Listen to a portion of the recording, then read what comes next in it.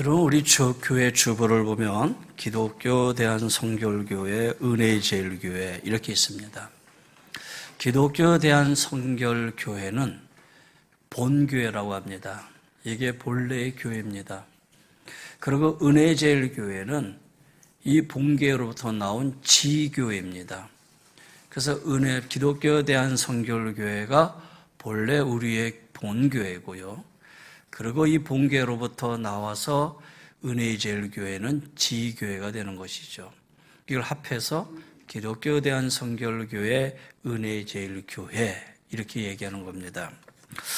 살아가다 보면 역사나 전통이나 뼈대가 아주 소중하다고 느낄 때가 있습니다. 특히 유대인들은 뼈대와 역사와 전통을 소중히 여겨요.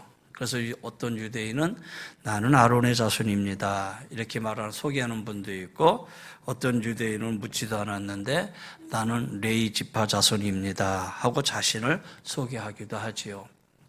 우리는 그렇게까지 소개는 하지만 가끔 나는 누구의 무슨 파 몇 대 자손입니다 이렇게도 얘기하잖아요.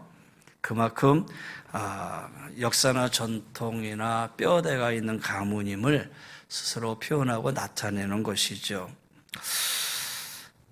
성경에서는 내 선조의 지계석을 옮기지 말라, 내 선조의 가르침을 경히 여기지 말라라는 말씀도 있어요. 그래서 역사나 뼈대나 전통 이거 무시 못합니다. 아주 중요하다라는 거예요. 여러분, 우리 성결교회가 어느덧 119년의 역사를 맞이합니다. 그러니까 본교회죠. 성결교단 본교회, 성결교회가 119년이 되었습니다. 그래서 오늘은 119년의 역사를 돌아보면서 여러분, 성결교회가 어떻게 성장해 왔고, 또 성결교회가 무엇이고, 또 우리 성결교회는 은혜제일교회가 무엇을 해야 되느냐라는 부분을 함께 나누어 생각해 보려고 합니다. 19세기 말 시카고에서 무디를 중심으로 영적 대부흥 운동이 일어납니다. 그때에 수많은 젊은이들이 변화를 받고 교회로 몰려듭니다. 그래서 1886년에 시카고에 무디 신학교가 설립이 되어서 젊은이들을 양육을 하지요. 그리고 이 무디 신학교를 통해서 약 2만 명의 학생들이 배출하게 됩니다. 2만 명이 배출된 이 학생들 중에서 15,000여 명이 선교사로 나갑니다. 대단하죠? 2만 명 중에서 15,000명이 선교사로 나가게 돼요. 미국이 왜 복된 나라고 미국이 왜 이렇게 크게 성장했는가라는 것을 알 수 있는 역사적인 하나의 배경이었어요. 넓은 땅을 소유한 것도 복인데 그 많은 젊은이들이 세계 곳곳으로 복음을 들고 나아가죠. 그 15,000명 중에 길보른이라는 청년하고 카우만이라고 하는 청년이 있습니다. 이 두 청년 역시 무디 신학교에 들어가 공부를 하고 세계 선교에 대한 꿈과 비전을 품게 됩니다. 그리고 그들은 마침내 졸업을 하고 1901년에 무작정 동경으로 건너가서 그곳에다가 신학교를 세웁니다. 그것이 바로 동경성서학원입니다. 저도 일본에 있을 때 이 동경성서학원을 가끔 가봤어요. 아주 역사가 있는 그런 성경 신학교지요. 근데 그 당시에 우리나라는 아주 흉흉했습니다.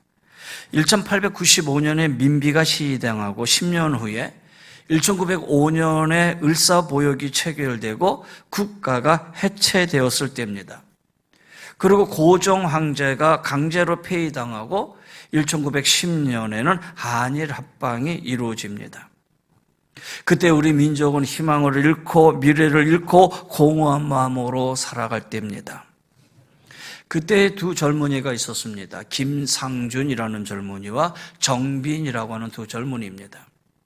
김상준, 이 정빈 두 젊은이는 이 시대가 이 민족이 이 시대 속에서 이 민족이 살 길은 오직 복음화뿐이다. 그렇게 생각하고 일본으로 건너가 선교사들이 세운 카오만과 길버린이 세운 동경성서 학원에 들어가서 공부를 하고 거기서 성령 체험을 하게 됩니다. 그리고 뜨거운 가슴을 안고 1907년 공부를 마치자 귀국해서 거리에 나가서 뜨겁게 전도를 합니다. 거리에서 북을 치고 외치고 그들의 복음은 한 가지, 예수 믿고 천국 가라고 하는 단순한 전도법으로 전도를 합니다. 근데 의외로 그것이 잘 먹혀 들어갑니다. 많은 사람들이 전도되고 회심되고 거듭나면서 뜨거운 호응을 받게 됩니다. 그렇게 보면 때로는 체계화가 되고 제도화가 되고 이론화가 되는 것, 그것이 그렇게 좋은 것만은 아니다. 오히려 그것이 성령의 역사를 배제하는 결과를 가져오기도 한다라는 생각을 하게 돼요. 오늘날 전도법이 너무나 이론화되고 제도화되어서 그 안에서 성령의 역사가 제대로 이루지 못하는 경우를 우리가 보게 되죠. 오히려 전도의 초점을 흐리게 하고 변질되게 될 수도 있어요. 그런데 당시에 아주 단순한 전도 방법으로 예수 믿고 천국 가라, 그 외치는 것이 유일한 전도법이었고 그것이 많은 사람들에게 잘 먹혀 들어가게 되었고 많은 사람들이 예수 믿게 됐어요. 사실 그 시대에는 길이 잘 안 보일 때고 미래가 불투명하였기 때문에 이 전도자들의 전파가 아주 쉽게 믿음을 받아들였을 때예요. 당시 사람들이 마음이 공허하고 또 마음이 순수해서 전하면 그대로 받아들였을 것이다라는 거예요. 이렇게 해서 많은 사람이 예수 믿고 결신해서 들어오자 성결교회는 그때 그 많은 사람들을 교회라는 어떤 조직 안에서 이루어진 게 아니라 옆에 있는 장로교로 보내고 옆에 있는 감리교로 보내고 이웃교회에게 성도들을 다 이렇게 전도해서 보내주었어요. 그것을 약 한 15년 동안 전도만 아주 순수하게 하는 그런 시간으로 보내죠. 그런데 그러다 보니까 너무 많은 사람들이 전도되고 결신자들이 양육되고 그러다 보니까는 안 되겠다, 체계적으로 훈련을 해야 되겠다 하고 교회를 세우고 마침내 교단을 조직하게 되죠. 그래서 약 15년 후에 1922년에 비로소 성결교회가 탄생하게 돼요. 이렇게 보면은 바로 성결교회는 순수함이 있어요. 큰 교단을 만들겠다고 하는 욕망도 욕심도 없고요. 그냥 성령의 인도하심에 따라 순수하게 전도만 했어요. 그렇기 때문에 이 성결교회가 한국의 대표적인 교단인 장로교, 감리교와 다른 점을 손꼽는다면 그들은 언더우드와 아펜셀라에 의해서 직접 선교에 의해서 시작이 됐는데 우리 성결교회는 외국 선교사의 직접 선교가 아니라 처음부터 신학을 공부하고 돌아온 김상준, 정빈이라는 두 젊은이에 의해서 본교회, 기독교에 대한 성결교회가 시작되었다는 거예요. 그래서 이를 가리켜서 자생교단이다라고 얘기를 해요. 다시 말해서 한국인에 의해서 세워진 교회다라는 뜻이에요. 여러 교단들이 있지만 한국인 스스로를 통해서 교회가 시작된 유일한 교단이라고 하는 것이 사실 우리 교단의 큰 자부심이기도 해요. 그러나 그만큼 타 교단에 비해서 늦게 시작이 됐기 때문에 사실상 성결교회 조직이 1921년까지는 복음을 전해 믿게 된 사람들이 이웃의 장로교, 감리교로 인도되었기 때문에 성결교회 교세가 그만큼 약할 수밖에 없었던 것도 사실이다라는 거예요. 거기다가 전도하는 그 전도의 장소가 바로 마을이나 도시, 마을의 중심에서 전도하기보다는 초기에는 섬이나 산골 같은 교회가 접근하지 못했던 곳을 중점으로 전도 대상자로 삼았던 것이 성결교회의 또 다른 특징이다라고 말할 수가 있는 거예요. 뜨거운 열정이 있어요. 거리에 나가서 북치고 전도하고 찬송하고, 그리고 전도하면서 찬송하면서 박수치고, 기도할 때는 뜨겁게 하나님 앞에 통성하는 가운데, 통성기도하는 가운데 회개운동이 일어나고, 그 가운데 많은 사람들이 결심하고 하나님 앞에 나오고, 이게 바로 성결교회 초창기 전도하면서 교회가 이루어졌던 그런 모습이고, 그 전통은 계속해서 이어져 내려오고 있는 거예요. 저는 성결교회에서 태어났고, 성결교회에서 자랐고, 성결교 신학교에 들어가 공부를 하고, 그리고 성결교회 목사가 됐어요. 그러다 보니까 60여 년은 성결교회, 어떻게 보면 교회 성결교회 역사의 반을 우리 교단에서 보내게 된 것이죠. 제 기억으로는 어렸을 때 여름 성경학교, 초등학교 1학년, 2학년, 그때는 국민학교였죠. 1학년, 2학년 성경학교, 여름 성경학교 시작이 되면 주일날 수업부터 시작을 해서 그 다음 토요일까지 성경학교를 했어요. 그것도 새벽에, 오전에, 오후에 모여가지고 일주일 내내 교회 모여서 흰 구름 뭉게 비는 하늘에 하면서 여름 성학교를 시작을 하고 성경 공부도 하고 아들과 같이 지나고. 근데 그 성경학교 가운데에 목요일쯤 되면은 저희들을 데리고 선생님이 전도를 나가요. 전도를 나가는데 전도하러 나가는 방법이 특이해요. 선생님이 끈을 하나 가지고 와가지고 맨 앞에는 이렇게 허리를 둘러서 꼭 그렇게 다 이렇게 동여맵니다. 동그랗게 동여매서 맨 앞에 선생님이 요 고리를 하나 들고 가면 그 뒤로 또르르 다 쫓아가게 돼 있어요. 그렇게 해서 어디까지 가느냐? 이제 시장 어귀까지 갑니다.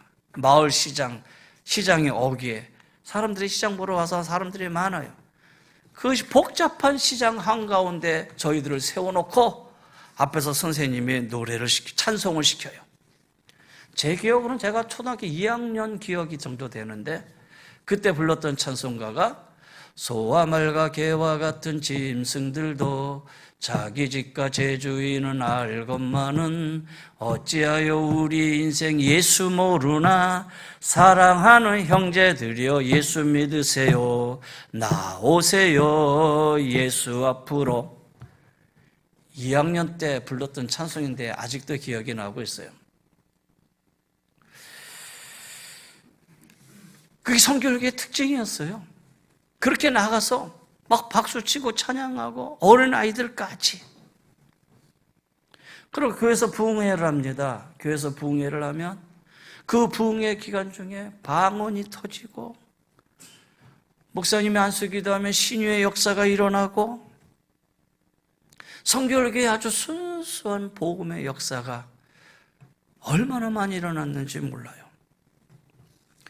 바로 복음의 순수함을 간직하고 있었던 교회가 바로 성결교회였죠.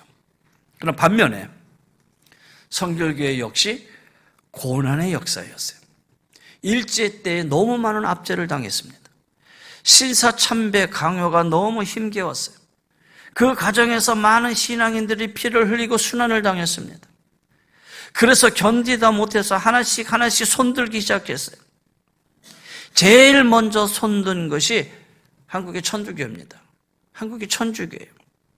천주교는 대원군 때 제사 거부 문제로 1만 명이 순교를 당하는 고난을 겪습니다. 그러자 마침내 1932년에 교황청에서 제사 제도와 신사 참배를 민간 의식으로 수용하라고 하는 칙령을 발표하게 됩니다. 그리고 그 교황의 칙령을 받아 한국의 천주교회는 항복합니다. 그로부터 지금까지 그들은 제사제도 계속 이어져 내려오고 있잖아요. 그리고 그 다음에 1938년 9월에 장로교회가 총회에서 신사참배를 공식적으로 가결하게 됩니다. 그리고 총회가 끝나자 대의원들이 신사에 가서 참배를 합니다. 그것이 오늘날 장로교 역사상 가장 치욕적인 오점입니다. 그래서 고 한경재 목사님이 살아계신 전에 바로 이 부분을 회개하면서 하나님 앞에 모든 장로교인들이 회개하자 하고 선포했던 것이 기억이 있어요. 그런데 성결교회는 그로부터 5년을 더 인내하고 버티게 됩니다. 그러는 동안에 목회자들이 순환을 당하고 교단의 전도지인 활천이 폐간되고, 그리고 1943년 12월 29일에 성결교단이 해산령이 내려집니다. 교회가 폐쇄를 당합니다. 그리고 교회는 가만히 공장으로 공출되게 됩니다. 성결교회가 지는 동안 걸어온 순환의 역사입니다. 그리고 2년이 지나서 45년에 비로소 해방이 되죠. 그리고 닫혔던 교회 문이 열리는가 싶더니 5년 후에 유교가 터지면서 한국교회는 또 순환을 맞게 됩니다. 그때도 성결교회는 타깃이었습니다. 여러분, 아현동에 가서 보면은 아현동에 있는 학사가 그때 서울에 몇 안 되는 5층 건물이었습니다. 그 학사는 서울신학대학의 전신이었습니다. 그리고 그것은 언덕이었습니다. 아현성결교에 있는 그 아현교회가 지금의 언덕처럼 그때도 높은 언덕이었어요. 그리고 그 아현 학사가 5층 건물이었으니 그것에 올라가서 보면 서울이 다 내다 보입니다. 그래서 공산군은 그 건물을 접수해서 공산군 본부로 사용했습니다. 그리고 퇴각할 때 그곳에 교육자들을 모두 불러 모아놓고 인물들을 선별을 해서 납북하여 데려갔습니다. 최성모, 박유연 이런 목사님들이 다 그때 납북되었습니다. 생사를 아직도 모릅니다. 그리고 공산군이 퇴각할 때 그 5층 건물이 유엔군으로부터 집중 포화를 맞아서 지금도 보면은 총자국이 많고 그때 죽은 사람들의 시체를 그 건물 위에 쌓여놓고 공산군이 퇴각했다고 합니다. 성결교회는 바로 그런 아픔의 역사를 가지고 그런 순환의 과정을 거치면서 지금까지 왔습니다. 그런데 생각해보면 오늘날은 너무 평안합니다. 오늘의 문제는 너무 평안하다는 것이 문제예요. 여러분, 신앙의 최대의 적이 무엇인지 아십니까? 사탄이 주어주는 안일입니다. 신앙인들은 이 안일이 영을 죽게 만들고 의지가 퇴색하게 만들고 뜻을 소멸시키는 최대의 적입니다. 그래서 니체는 이 땅에서 기독교를 박멸하는 가장 유일한 방법은 핍박이 아니고 그들에게 무한한 자유를 주는 것이라고 그랬습니다. 그러면서 말하기를 지혜롭지 못한 독재자들이 기독교를 어설프게 박해를 한다고 그랬어요. 기독교는 박해를 가하면 가할수록 더 강해지는 속성을 가지고 있다고 하는 사실을 모른다고 하는 지적이었지요. 그래서 여러분, 신앙생활은 적당한 긴장이 있어야 된다고 생각합니다. 적당한 텐션이 있어야 우리의 신앙생활을 그래도 놓아버리지 않고 믿음 생활을 잘 이어나갈 수 있다는 거예요. 여러분, 오늘 제가 사도행전 성경을 봤습니다. 예수님이 부활하시고 제자들이 성령 충만을 힘입습니다. 그리고 제자들은 성령이 힘입어서 가슴이 뜨거워지는 은혜를 체험합니다. 그 뜨거운 마음으로 나가서 전도를 합니다. 그런데 나가서 전도를 하는데 전도가 너무 잘 먹혔습니다. 한 번씩 베드로가 설교하면 수천 명씩 회심하고 돌아옵니다. 제자들이 얼마나 신이 났을까요? 조금 전까지만 해도 두려워 숨어 있었던 그들이 예수의 복음을 전하자 수천 명씩 돌아오는 그런 가운데에 사람들이 몰려왔고 변화됐고 눈물로 탄식하고 회개하고. 그런데 우리나라 옛말에 호사다마라는 말이 있잖아요. 사탄이 그렇게 신이 나도록 계속해서 사람이 모아지도록 그냥 내버려 뒀을까요? 아니지요. 스데반이 순교한 이후에 바로 핍박이 시작이 됩니다.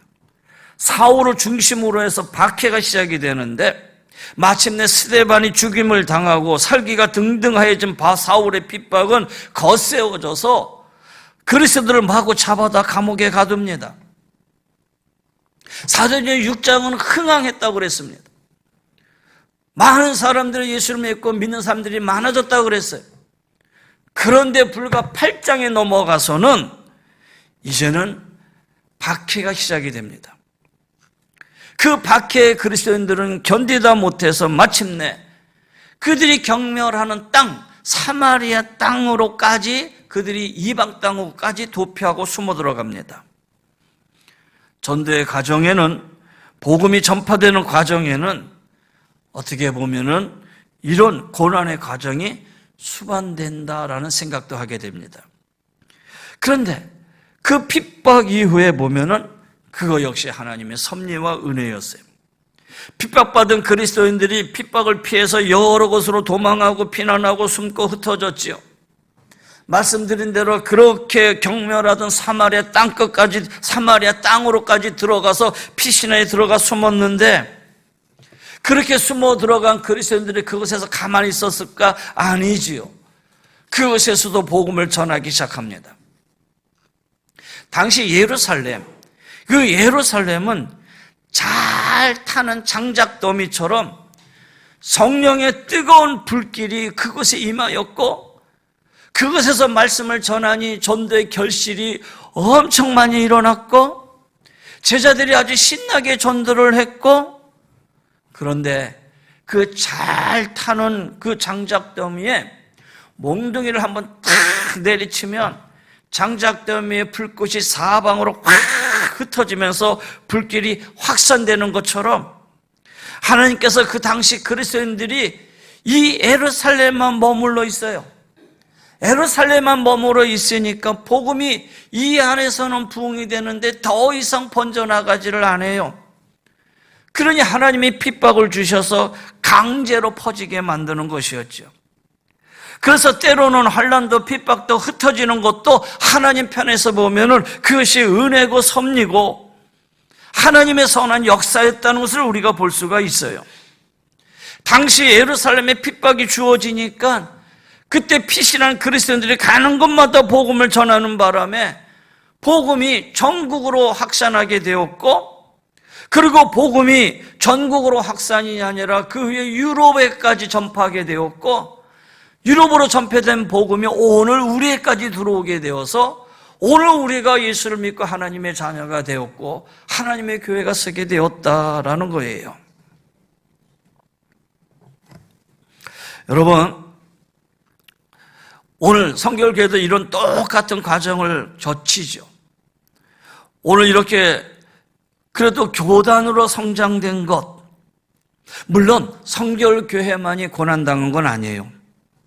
그런데 성결교회가 더 고난당하는 원인 중에 하나가 있으면 그것은 재림이라는 신앙 때문이에요. 성결교회는 사중복음이 있습니다. 중생, 성결, 신유, 재림이라는 사중복음이 있는데 그 중에서 이 재림이라는 이 신앙, 예수님 다시 오신다라고 하는 이 재림의 신앙이 믿음의 사람들을 더 고난을 하게 만들었고 그 고난을 의연하게 맞이할 수 있었던 거예요.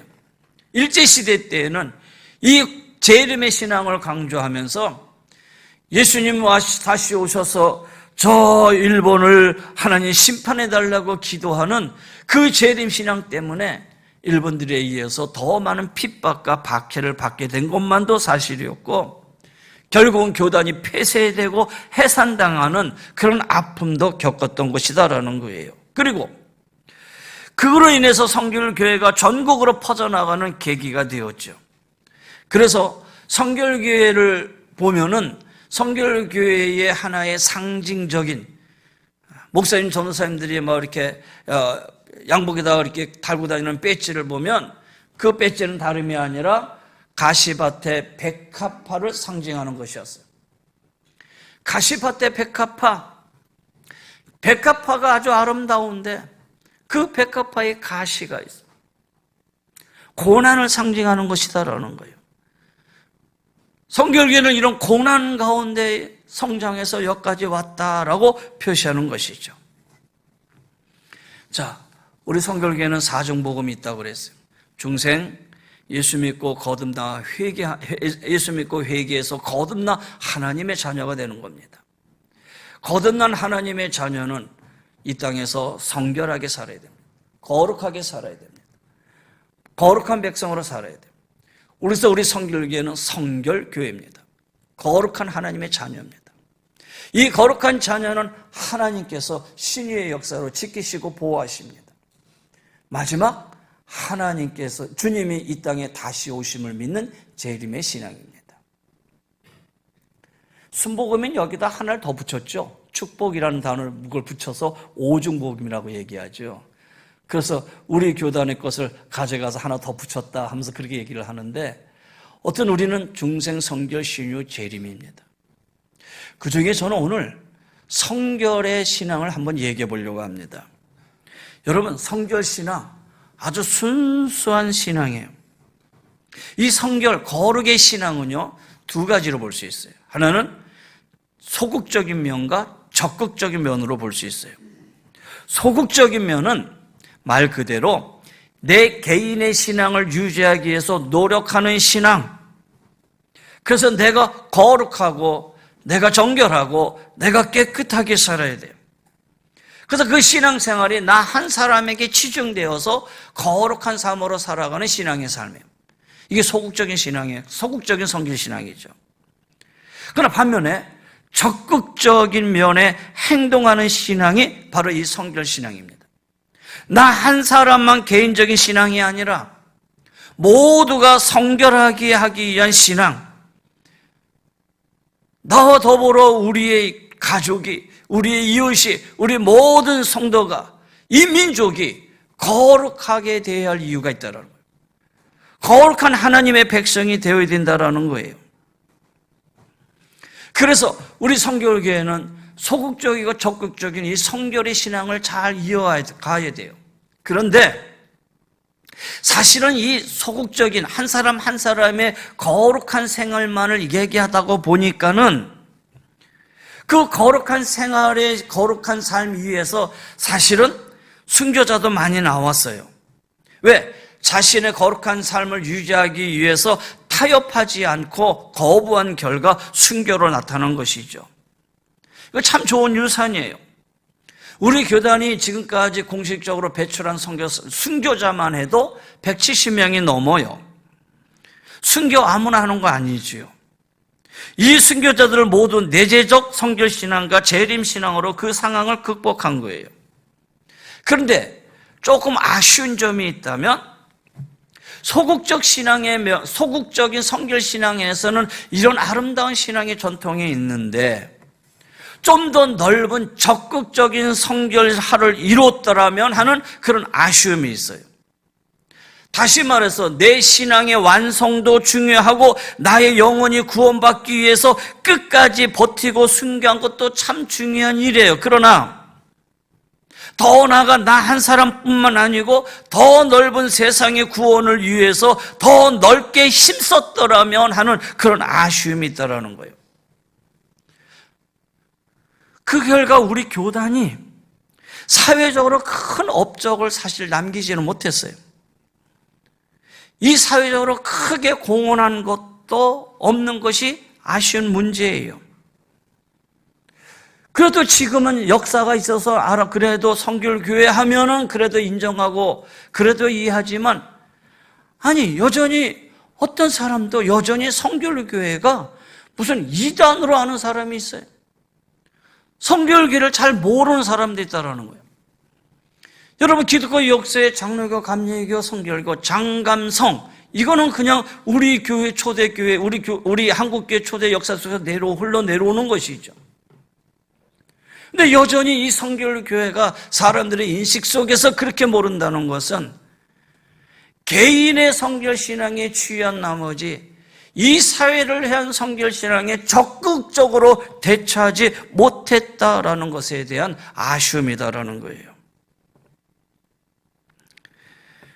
사실 성결신학은 적극적이고 행동신학이에요. 소극적보다 더 나아가서 적극적인 행동 신학과 행동 신앙을 이루어야 된다는 생각을 하게 돼요. 저희 교회가요, 광진구 대상 후보에 올랐어요. 지난주에 전화가 와가지고, 목사님, 은혜제일교회가 광진구 대상 후보에 올랐습니다. 그러니 조사 나갈 테니까 한번 그 조사에 응해 주십시오. 그래가지고 제가 조사를 받았습니다. 뭐 큰 조사가 아니라, 목사님, 이런 했다는데, 연말에 사랑의 쌀 나누기를 했고, 그 다음에 가전제품 나누기를 했고, 지역의 어려운 분에게 생활비도 보조했고, 또 지역의 어려운 학생에게 장학금도 줬고, 이런 일을 쭉 해왔다는데 사실입니까? 라고 확인하는 거였어요. 우리가 사실이자 했잖아요. 크게보다도 그래도 꾸준히 해왔잖아요. 사람들이 그걸 이해하고 받아주고, 그래도 이 구이동에서 많은 큰 교회들이 있는데 은혜제일 선교교회를 그래도 후보로 추천할 수 있다는 게 얼마나 감사한지 몰라요. 이런 교회가 나아갈 길이라는 생각이 들어요. 후보가 아니라 이제 대상을 받아야 되는데 모르겠어요. 근데 제가 그랬어요. 우리 안 받아도 좋으니까, 목사님 이런 일을 교회가 해야 되는 이유가 뭐죠? 그러길래 제가, 교회가 무슨 이유가 필요합니까? 교회니까 하는 것이죠. 더 많이 못해서 미안한 것이지 우리는 안 받아도 좋으니까 괜찮아요. 그래서 제가 이렇게 대답을 했어요. 여러분, 성결신앙은 적극적인 행동의 신앙이고, 성결신학은 적극적인 행동의 신학입니다. 그래서 성결은 소금이고 빛이고 누룩입니다. 우리 성결신앙의 그 신학의 근본을 이루고 있는 신학이 웨슬레 신학입니다. 웨슬레는 영국분이죠.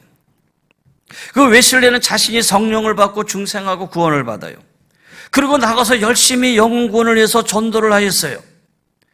그리고 웨슬레는 개인적인 신앙으로 끝나지 아니하고 세상 구원을 위해서 열심히 부단히 힘을 기울였어요. 그 스스로가 소금과 누룩과 빛의 역할을 다해서 이 세상을 정화하려고 애를 많이 썼어요. 그래서 웨슬레는 성결을 개인의 신앙으로만 끝내지 않고 성결 신앙으로 이끌어갔어요. 당시 런던을 중심으로 산업부흥이 일어나고 공장이 들어서고 노동자들이 모여들고, 그러다 보니 런던이 타락되기 시작했어요.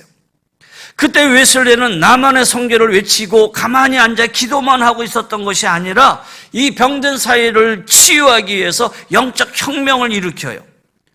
그래서 산업혁명으로 빈부격차가 심화되고 노숙자가 만연할 때 웨슬레는 노숙자들에게 먹을 것, 입을 것, 잠자리 마련을 위해서 뛰어다녀요. 빈민구제를 하고 사회 정화에 온 힘을 기울이죠.